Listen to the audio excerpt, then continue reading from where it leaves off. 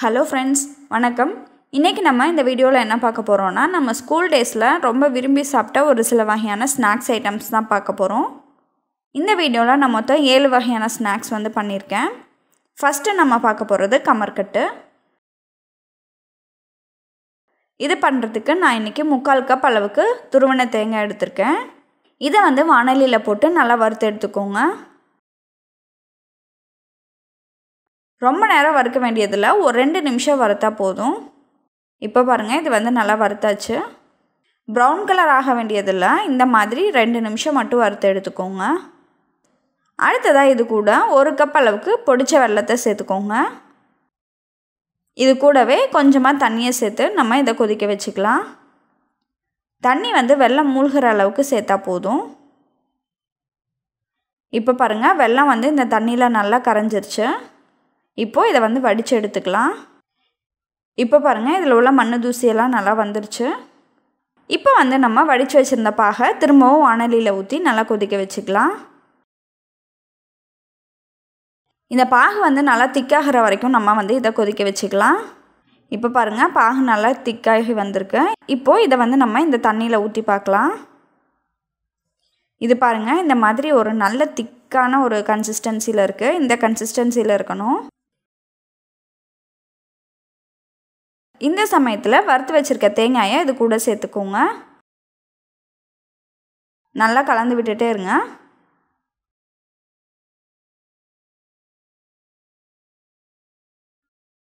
இதை ஒரு 2 நிமிஷம் நல்லா கலந்து விட்டுட்டு நம்ம இதை வேற ஒரு பிளேட்டுக்கு மாற்றிக்கலாம்.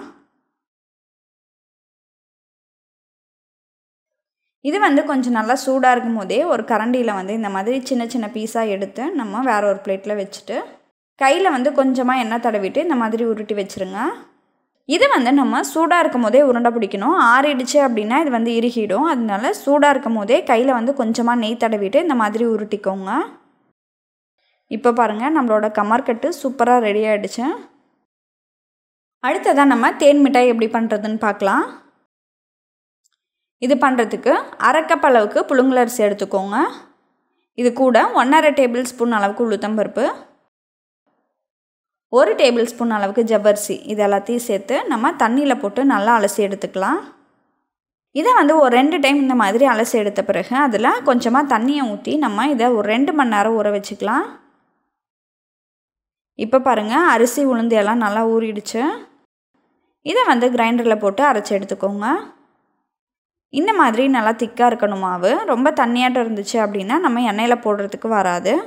அடுத்ததாக நம்ம இந்த தேன் மிட்டாய்க்கு பாகு ரெடி பண்ணிக்கலாம். இதுக்கு நான் 1 கப் அளவுக்கு சர்க்கரை எடுத்திருக்கேன். அது கூட 1/2 கப் அளவுக்கு தண்ணியை ஊற்றி நம்ம நல்லா கொதிக்க வச்சுக்கலாம். இப்போ பாருங்கள், இதில் உள்ள சர்க்கரையெல்லாம் நல்லா கரைஞ்சிருச்சு. இது இன்னும் ஒரு 2 நிமிஷம் மட்டும் நல்லா கொதிக்கட்டும். இதுக்கு பாகு பதம் பார்த்திங்க அப்படின்னா கம்பி பதம்லாம் வர தேவையில்ல. குலோப் ஜாமுனுக்குலாம் நம்ம பண்ணுவோம்ல, அந்த மாதிரி ஒரு பிசுபிசுப்பு தன்மை வந்தால் போதும். இப்போ நம்ம அடுப்பு ஆஃப் பண்ணிக்கலாம். அடுத்ததாக அரைச்சி வச்சுருந்த மாவில் கொஞ்சமாக ரெட் ஃபுட் கலர் சேர்த்துக்கோங்க. 2 சிட்டிகை அளவுக்கு உப்பு, 2 சிட்டிகை அளவுக்கு சோடா உப்பு, இது எல்லாத்தையும் சேர்த்து நல்லா இந்த மாதிரி கலந்து விடுங்க.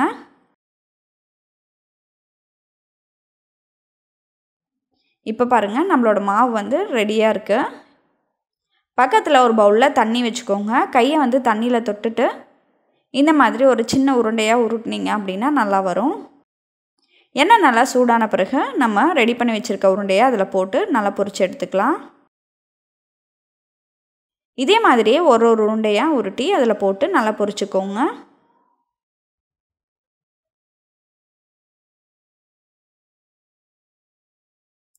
இப்போ பாருங்கள், இதெல்லாம் நல்லா ஈவனாக வெந்து வந்துருச்சு. இப்போது இதை எடுத்து நம்ம பாகில் போட்டுடலாம். நம்ம இதை எடுத்து பாகில் போடும்போது பாகு கொஞ்சம் சூடாக இருக்கிற மாதிரி பார்த்துக்கோங்க. ரொம்ப ஆறி இருந்துச்சு அப்படின்னா சீக்கிரமாக நமக்கு ஊறி வராது. இந்த தேன் மிட்டாய் பாகில் ஒரு 10 நிமிஷம் ஊறிச்சுனாலே போதும். அதில் உள்ள ஜூஸ் எல்லாம் உள்ளே இறங்கிடும். அடுத்ததான் மேலே கொஞ்சம் டெக்கரேஷனுக்காக கொஞ்சமாக சர்க்கரையை ஒரு பிளேட்டில் எடுத்திருக்கேன். பாகில் ஊறின தேன் மிட்டாயை இதில் போட்டு இந்த மாதிரி கோட் பண்ணி எடுத்துருங்க. சுவையான தேன் மிட்டாய் ரெடி ஆகிடுச்சு.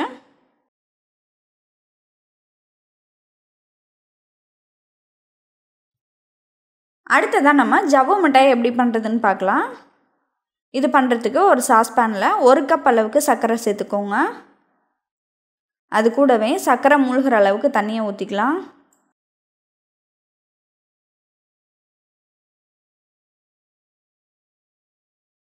இது கூட 1 டீஸ்பூன் லெமன் ஜூஸையும் சேர்த்து நல்லா கொதிக்க வச்சுக்கோங்க. லெமன் ஜூஸ் சேர்த்தோம் அப்படின்னா அது வந்து ரொம்ப இறுகாமல் அப்படியே இருக்கும்.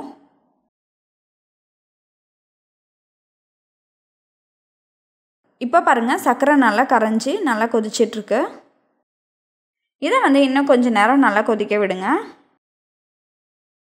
இப்போ பார்த்தீங்க அப்படின்னா நமக்கு பபிள்ஸ் வந்து அதிகமாக வந்து அதோட கலர் வந்து கொஞ்சம் லைட்டாக சேஞ்ச் ஆகிருக்கு. இந்த சமயத்தில் நம்ம இதை வந்து ஒரு பவுலில் தண்ணி எடுத்து அதில் ஊற்றி பார்க்கலாம். இப்போ பாருங்கள், இது வந்து ஒரு நல்ல ஒரு கெட்டியான உருட்டு பதம் வந்திருக்கு. இந்த மாதிரி இழுத்தோம் அப்படின்னா நமக்கு இழுக்கிறதுக்கு வரணும். இந்த மாதிரி பதத்தில் நம்ம வந்து அடுப்பு ஆஃப் பண்ணிக்கலாம். இதை வந்து ஒரு பிளேட்டில் எடுத்து போட்டுருங்க. பிளேட்டில் வந்து கொஞ்சம் நெய் தடவி வச்சுருங்க. இது வந்து ஒரு 5 நிமிஷம் கொஞ்சம் ஆறட்டும். இது வந்து நம்ம சூடாக இருக்கும் போதே செய்யணும். அப்போ தான் வந்து கரெக்டாக வரும். அப்படி இல்லைன்னா இந்த பிளேட்லேயே ஒட்டிக்கும்.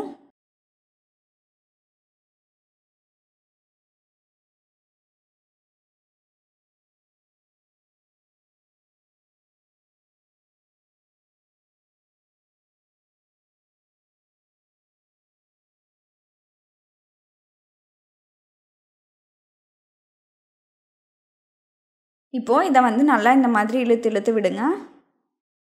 இது வந்து கொஞ்சம் நல்லா ஒயிட் கலராக வரும். அது வரைக்கும் நம்ம இதே மாதிரியே பண்ணிகிட்டே இருக்கணும்.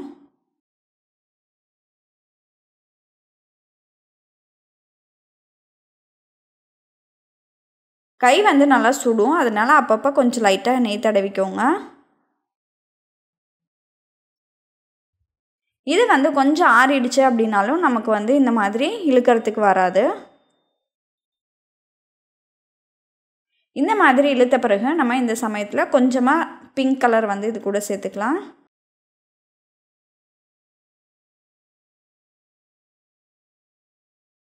இதை வந்து ஒரு 10 நிமிஷத்துக்கு இதே மாதிரி இழுத்துட்டே இருந்தோம் அப்படின்னா நமக்கு வந்து ஜவ்வு மிட்டாய் வந்து ரெடி ஆயிரும். இப்போ பாருங்கள், நம்மளோட ஜவ்வு மிட்டாய் வந்து ரெடி ஆகிடுச்சு. நம்ம ஸ்கூல் படிக்கும்போது பார்த்தீங்க அப்படின்னா நமக்கு வந்து இந்த மாதிரி ஒரு சில டிசைன்ஸ்லாம் பண்ணி நமக்கு வந்து விற்றுட்ருப்பாங்க. நான் வந்து ஒரு சிம்பிளான செயின் மாதிரி பண்ணியிருக்கேன்.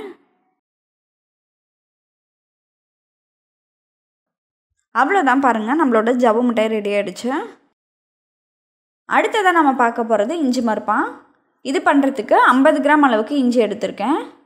இதை வந்து இந்த மாதிரி சின்ன சின்ன பீசஸாக கட் பண்ணி எடுத்துக்கோங்க. இப்போது இதை வந்து நம்ம மிக்ஸி ஜாரில் போட்டு நல்லா அரைச்சி எடுத்துக்கலாம். கொஞ்சமாக தண்ணியை ஊற்றி அரைச்சிக்கோங்க.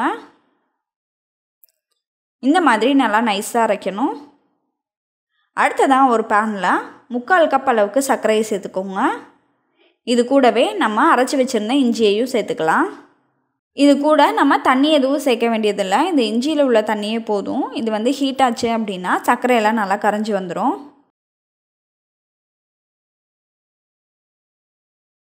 இப்போ வந்து இது நல்லா கொதிக்கட்டும். அதுக்குள்ளார நம்ம ஒரு பிளேட்டில் கொஞ்சமாக நெய் தடவி வச்சிடலாம். இப்போ பாருங்கள், நம்மளோட இஞ்சி மிட்டாயும் நல்லா கொதிக்க ஆரம்பிச்சிருச்சு. இந்த மாதிரி நல்லா கொதிச்சிட்ருக்க சமயத்தில் இதில் 1 டேபிள் ஸ்பூன் அளவுக்கு அரிசி மாவு சேர்த்துக்கோங்க. இந்த அரிசி மாவு சேர்த்தோம் அப்படின்னா நமக்கு வந்து சீக்கிரமாகவே நல்லா திக்காகி வந்துடும். இப்போது இதை வந்து கொஞ்சமாக தண்ணி எடுத்து அதில் ஊற்றி பாருங்கள். நல்லா உருட்டுறதுக்கு வரணும். இப்போ பாருங்கள், இது நல்லா உருட்டுறதுக்கு வருது. இந்த சமயத்தில் அடுப்பை ஆஃப் பண்ணிவிட்டு இந்த பிளேட்டில் எடுத்து கொட்டிடலாம்.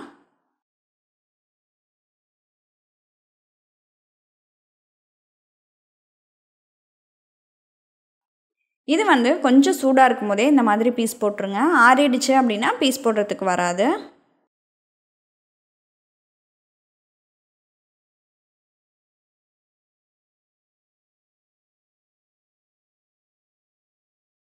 அவ்வளோதான், நம்மளோட இஞ்சி மிட்டாய் சூப்பராக ரெடி ஆகிடுச்சு.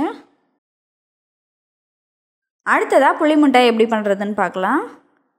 இது பண்ணுறதுக்கு 50 கிராம் அளவுக்கு புளி எடுத்துக்கோங்க. இது கூட கொஞ்சமாக தண்ணியை ஊற்றி ஒரு 1/2 மணி நேரத்துக்கு ஊற வச்சுக்கோங்க. அரை மணி நேரம் நல்லா ஊறின பிறகு இந்த புளியை வந்து நல்லா கரைச்சிக்கலாம். நல்லா கரைச்சிட்டு ஒரு வடிகட்டி வச்சு அதில் உள்ள தூசியெல்லாம் வடித்து எடுத்துருங்க. இந்த புளிக்கரைசல் வந்து கொஞ்சம் கெட்டியாக இருக்கணும். ரொம்ப தண்ணியாட்டம் பண்ணிட்டோம் அப்படின்னா இந்த புளி மிட்டாய் வந்து ரெடி ஆகிறதுக்கு ரொம்ப லேட் ஆகும்.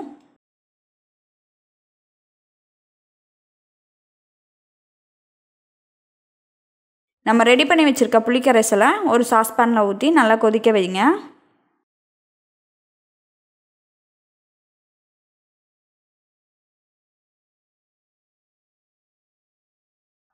இப்போ பாருங்கள், புளி வந்து நல்லா கொதிக்க ஆரம்பிச்சிருச்சு. இந்த சமயத்தில் அரை கப் அளவுக்கு நாட்டு சர்க்கரையை அது கூட சேர்த்துக்கோங்க. நாட்டு சர்க்கரை வந்து நல்லா கரையட்டும்.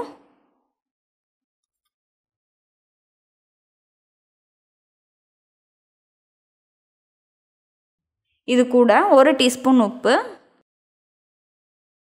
அரை டீஸ்பூன் மிளகாய்த்தூள், 1/4 டீஸ்பூன் அளவுக்கு சாட் மசாலா இது எல்லாத்தையும் சேர்த்து நல்லா கொதிக்க வச்சுக்கலாம்.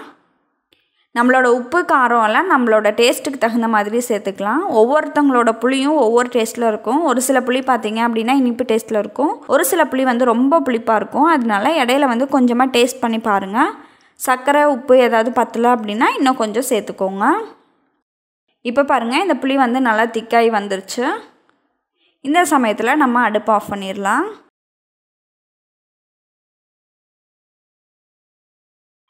இது வந்து கொஞ்சம் நல்லா ஆறின பிறகு நம்ம உருண்டை பண்ணிக்கலாம்.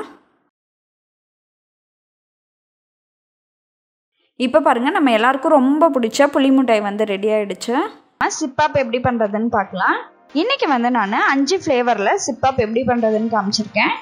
ஃபஸ்ட்டு வந்து நம்ம கிரேப்ஸ் வச்சு எப்படி பண்ணுறதுன்னு பார்க்கலாம். இதுக்கு நான் அரை கப் அளவுக்கு கிரேப்ஸ் எடுத்திருக்கேன். இது கூடவே கொஞ்சமாக லெமன் ஜூஸ் சேர்த்துக்கலாம். கிரேப்ஸ் வந்து ஸ்வீட்டாக இருந்தால் மட்டும் லெமன் ஜூஸ் சேர்த்துக்கோங்க. புளிப்பாக இருந்தது அப்படின்னா லெமன் ஜூஸ் சேர்க்க வேண்டாம். அடுத்ததாக இதில் 2 டேபிள் ஸ்பூன் அளவுக்கு சர்க்கரையை சேர்த்து நல்லா அரைச்சி எடுத்துக்கலாம். இப்போ பாருங்கள், இதை வந்து நல்லா அரைச்சாச்சு. இதை வந்து ஒரு வடிகட்டியை வச்சு வடித்து எடுத்துக்கலாம். இது கூட கொஞ்சமாக தண்ணியை சேர்த்து இந்த ஜூஸை ஒரு ஓரமாக எடுத்து வச்சிடலாம். அடுத்ததாக நம்ம ஆரஞ்சு ஃப்ளேவர் எப்படி பண்ணுறதுன்னு பார்க்கலாம். இது பண்ணுறதுக்கு நான் ஒரு ஆரஞ்சு பழம் எடுத்திருக்கேன். இதை வந்து 2ஆக கட் பண்ணிவிட்டு இதில் உள்ள ஜூஸை வந்து நம்ம எடுத்துக்கலாம். இது கூட 1 டேபிள் ஸ்பூன் அளவுக்கு சர்க்கரையும் கொஞ்சமாக தண்ணியும் சேர்த்து நல்லா கலந்து விட்டுடலாம். சர்க்கரை நல்லா கரையிற அளவுக்கு மிக்ஸ் பண்ணிக்கோங்க. இப்போ இதையும் எடுத்து வச்சிடலாம். அடுத்த ஃப்ளேவர் பண்ணுறதுக்கு நான் அரை கப் அளவுக்கு பால் எடுத்திருக்கேன். இதை நம்ம ஒரு பாத்திரத்தில் ஊற்றிக்கலாம். பாலை வந்து நல்லா ஒரு 5 நிமிஷத்துக்கு கொதிக்க வச்சுக்கோங்க. இப்போ வந்து இதில் 2 டேபிள் ஸ்பூன் அளவுக்கு கண்டென்ஸ்ட் மில்க் சேர்த்துக்கலாம். இது கூடவே 1/2 டேபிள் ஸ்பூன் அளவுக்கு சர்க்கரையும் சேர்த்து நல்லா கலந்துக்கோங்க. சர்க்கரை வந்து உங்களோட டேஸ்ட்டுக்கு தகுந்த மாதிரி சேர்த்துக்கோங்க. இதுக்கு வந்து கொஞ்சம் சர்க்கரை வந்து தூக்கலாக தான் இருக்கணும். அப்போ தான் வந்து ஃப்ரீஸ் ஆகிட்டு வரும்போது நமக்கு கரெக்டான அளவில் இருக்கும். இப்போ பாருங்கள், பால் நல்லா கொதிச்சிருச்சு. இதை வந்து நான் 3 பவுலில் பிரித்து ஊற்றிக்கிறேன். கொஞ்சம் கொஞ்சமாக ஊற்றிக்கலாம். ஒவ்வொன்றிலையும் ஒவ்வொரு ஃப்ளேவர் வந்து நம்ம மிக்ஸ் பண்ணிக்கலாம். ஃபஸ்ட்டு இதில் வந்து பார்த்தீங்க அப்படின்னா நான் ரோஸ் மில்க் எசன்ஸ் ஊற்றிக்கிறேன். அடுத்ததில் பாதாம் எசன்ஸ் ஊற்றிக்கலாம். அடுத்ததாக பிஸ்தா எசன்ஸ் ஊற்றிக்கலாம். இந்த எசன்ஸ் வந்து நம்ம 2 ட்ராப் அளவுக்கு சேர்த்துக்கிட்டாலே போதும். அடுத்ததாக ஒரு கவரை வந்து நான் இந்த மாதிரி ரெடி பண்ணி வச்சுருக்கேன். இப்போது இந்த ஜூஸை வந்து இதில் 3/4 அளவுக்கு ஊற்றிடலாம். அடுத்ததாக மேலே இந்த மாதிரி மடித்து விட்டுட்டு இதை வந்து நம்ம மெழுகுவர்த்தியில் இந்த மாதிரி காமிச்சு விட்டோம் அப்படின்னா மேலே வந்து நல்லா ஒட்டிக்கும். இதே மாதிரியே நம்ம எல்லாத்தையும் ஊற்றி மெழுகுவர்த்தியில் காமிச்சு ஒட்டிக்கலாம். இந்த மாதிரி கவர் ரெடி பண்ணி வச்சுக்கோங்க. இது வந்து நான் வீட்லேயே ரெடி பண்ணது தான். உங்களுக்கு லோக்கலில் கிடச்சிது அப்படின்னாலும் வாங்கிக்கோங்க. அமேசான்லேயும் இது கிடைக்குது. ஆனால் ரேட் வந்து கொஞ்சம் ஓவராக இருந்தது. அதனால நான் வீட்லேயே ரெடி பண்ணிட்டேன். சப்போஸ் இந்த கவர் வந்து உங்களுக்கு வேணும் அப்படின்னு நினச்சிங்கன்னா நான் வந்து அமேசான் லிங்க் கொடுக்குறேன், செக் பண்ணிக்கோங்க.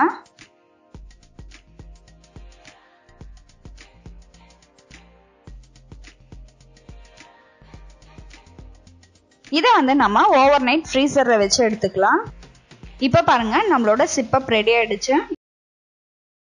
பஞ்சு மிட்டாய் எப்படி பண்ணுறதுன்னு பார்க்கலாம். இதுக்கு வந்து நான் ஒரு கூல்ட்ரிங்க்ஸோட கேன் எடுத்திருக்கேன். இதை வந்து இந்த மாதிரி நான் அடிப்பகுதியில் கட் பண்ணியிருக்கேன். சைடில் இந்த மாதிரி ஆணியை வச்சு நல்லா ஹோல்ஸ் போட்டிருக்கேன். இதை சுற்றியுமே இந்த மாதிரி ஒரு சின்ன சின்ன ஹோல்ஸ் வந்து நான் போட்டிருக்கேன். அடுத்ததாக நான் வந்து ஒரு லென்த்தியான போல்டன் நட்டு வந்து எடுத்திருக்கேன். இதை வந்து நம்ம இந்த கேனோட அடியில் வந்து ஃபிட் பண்ணிக்கலாம். அதுக்கு நான் இந்த மாதிரி ஒரு சின்ன ஹோல் வந்து போட்டிருக்கேன். இப்போது இந்த போல்டன் நட்டை இதில் போட்டு டைட் பண்ணிக்கலாம்.